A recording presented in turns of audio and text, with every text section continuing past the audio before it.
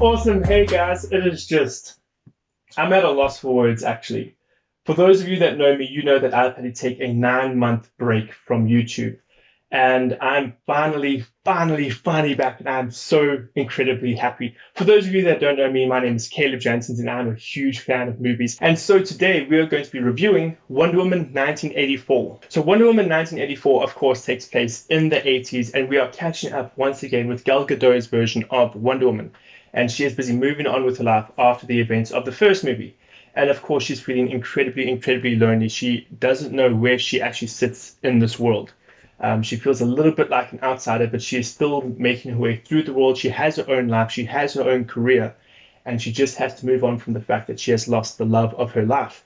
But then the movie really starts to pick up when Pedro Pascal, who is this film's villain, who I just love, in my opinion, his performance was the greatest in the entire movie. The performances throughout the whole movie were great, but his was just solid. But the villain ends up coming into contact with a stone, and this stone grants wishes. And of course, as a villain, he has quite a few evil motives in mind. And so Wonder Woman has to chase this guy down, get the stone back, and save the day. That is the rough breakdown of Wonder Woman 1984. So I really enjoyed the first Wonder Woman film. And if you enjoy that film, you're going to enjoy this film as well. What worked in the first film works in this film. What you didn't enjoy about the first film, you will once again not enjoy about this film. They are incredibly similar, both cinematography-wise, acting-wise, script-wise, directing-wise. Everything feels very similar to the first film. So if you enjoyed the first film, you'll enjoy this one. If you hated the first film, then I'm simply going to say, don't watch this one. As a fan of superheroes, there's one thing I've always loved, and that is suits. Superhero suits are awesome. And the Wonder Woman suit in this film in particular, which it's just so bright and vibrant, and it's probably my favorite version of the suit. Of course, it's very similar to the ones we saw in the first Wonder Woman film, and of course, Batman vs. Superman and Justice League, which is terrible. But in this film, it's so bright, colorful, and bold, and it gives you hope looking at it. Both the costume, the character, and the performance by Gal Gadot really hammer home the fact that this is a superhero that you can trust, that you can look up to, and that you're inspired by. There were very inspiring moments in this movie where you get chills, and that's what this movie does very well. It gives you a superhero that is vulnerable. She's not invincible, but she is a strong character that you can support and get behind. And I really enjoyed that about this film. I don't like talking about Captain Marvel, but this film is what Captain Marvel could have been. This film did a great job of taking a strong woman, a strong female character, Wonder Woman, and making her enjoyable and likable and someone that we can look up to and trust.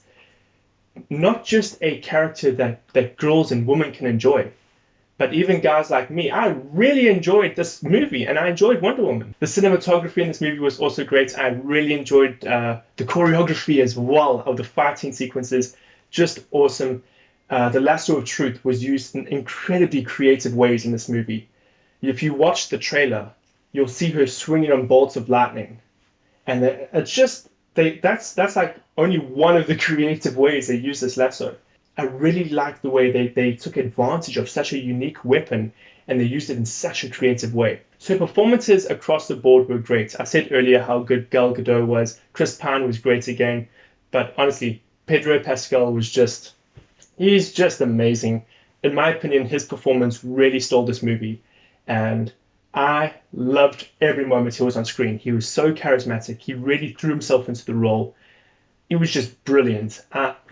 Just amazing performance. I really enjoyed it. The character motivations at times for his character in particular, I didn't enjoy. But because of how he threw himself into the role and how he portrayed his character, I flipping loved it, and it was a joy to watch. So I've been singing this movie's praises for quite a bit now, but there are definitely moments of this movie I didn't enjoy.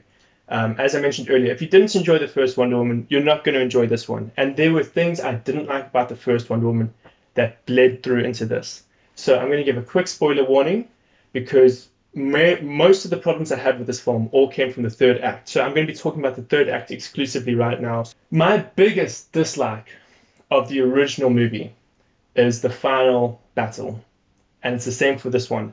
Once again, it just turns into a monologue, which honestly matches Wonder Woman's character. She's not a character that's needlessly violent, and she will always try to solve problems without violence, which is something I understood in the first film as well. But when you've resorted to using a monologue in both of the final battles, it's especially with the choreography being so great throughout the rest of the film, I really just felt let down by once again another monologue. Although this film isn't devoid of a climactic battle, because that takes part where Wonder Woman, dressed in her golden eagle armor, finally takes on Cheetah. And it was a big disappointment for me. We finally see the golden armor in action, and it's filmed in a scene that is predominantly dull. The lighting isn't, it takes place at night, so the lighting isn't there, so all of the action you really can't see. And you can't see this magnificent suit of armor in glory because it's all hidden by darkness. The actual design of the suit as well I have issues with, but it was such a pity to me that we never saw it in all of its glory, in nice, beautiful lighting. It was very dull, very dark, and it fit the action sequence that was taking place, but it didn't allow us to really soak in the beauty and magnificence of this armor. Talking about Cheetah, I watched this movie with my girlfriend, and both her and I laughed the first time we saw her because, as my girlfriend said, she just looked like a fairy. She just literally looked like a fairy. And if you look at the comic books, you see all of the different character designs. It's not going to translate well onto screen. Unfortunately, that's just the case. But it really just looked like Cats, the musical. You all know how the internet reacted to Cats. I don't see why it's not reacting the same way for Cheetah. But all in all, guys, it was a really enjoyable movie. I really did enjoy it. I enjoyed the chemistry between all of the actors. I loved the interaction of all of the different characters. Again, the choreography was amazing. Being able to use Wonder Woman, who's got an incredibly unique power set. They found incredible ways of demonstrating her power and her uniqueness and what separates her from other superheroes. But guys, thank you so much for watching this review. If you did enjoy it, please leave a like. Please let me know if you enjoyed the movie, if you've watched it yet, if you're going to be watching it. I would love to get a conversation going down in the comments below about how you guys believe this movie held up in comparison to the first one. Because, as I said, very similar thematically, but there are differences between the two films. So I'd love to get to know your guys' opinion. But guys, thank you so much for watching this video. You're awesome, and I'll see you soon.